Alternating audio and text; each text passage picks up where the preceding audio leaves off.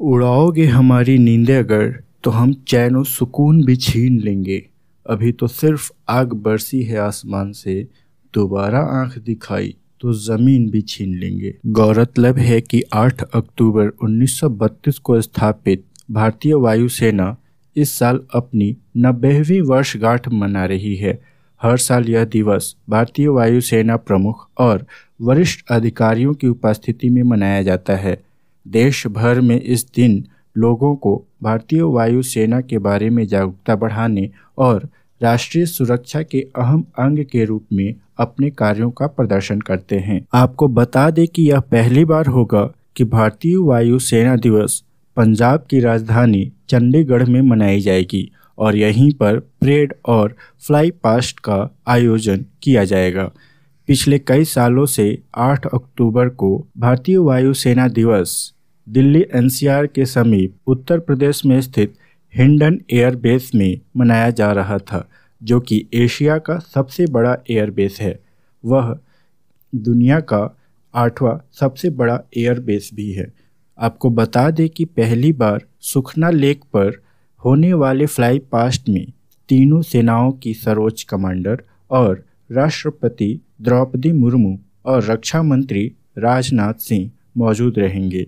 इस air show में 83 aircraft शामिल होंगे, जिसमें 44 fighter aircraft, 7 transport aircraft, 20 helicopter और 7 विंटेज एयरक्राफ्ट शामिल होंगे। वहीं 9 एयरक्राफ्ट स्टैंड बाई पर रखे जाएंगे। इस वर्ष स्वदेश निर्मित लाइट कॉम्बैट हेलीकॉप्टर शामिल किया गया है, जिसका नाम प्रचंड रखा गया है।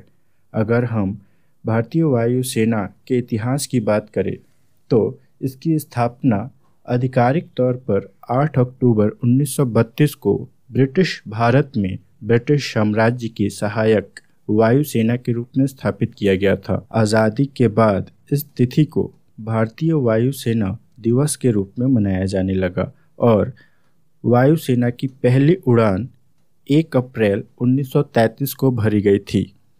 प्रारंभ में भारतीय वायुसेना को रॉयल इंडियन एयर फोर्स के नाम से जाना जाता था।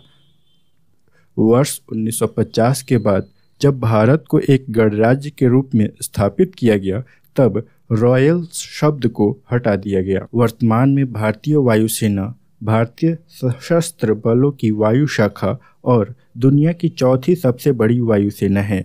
इससे आगे सिर्फ अमेरिका, चीन और रूस है। आज़ादी से पहले वायुसेना आर्मी के तहत ही काम करती थी।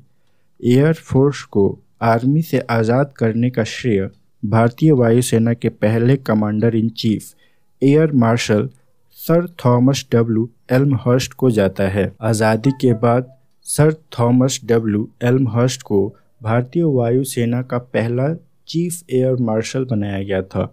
वह 15 अगस्त 1947 से 22 फरवरी 1950 तक इस पद पर बने रहे थे। भारतीय वायुसेना के अस्तित्व में आने के बाद यह अपने ध्येय वाक्य नभः स्पृशं दीप्तम् के मार्ग पर चल रहा है, जिसका अर्थ है गौरव के साथ आकाश को छूना। वायुसेना के इस ध्येय वाक्य को भगवत गीता के 11वें अध्याय से लिया गया है। वहीं आपको बता दें कि भारतीय वायुसेना का रंग नीला, आसमानी नीला और सफ़ेद है।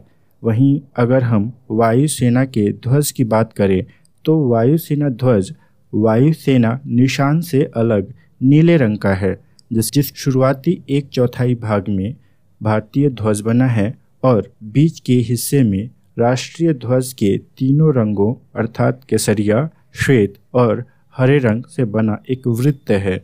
यह ध्वज 1991 में अपनाया गया। अब हम वायुसेना के योगदान एवं उसके द्वारा किए गए बड़े ऑपरेशंस की बात करते हैं।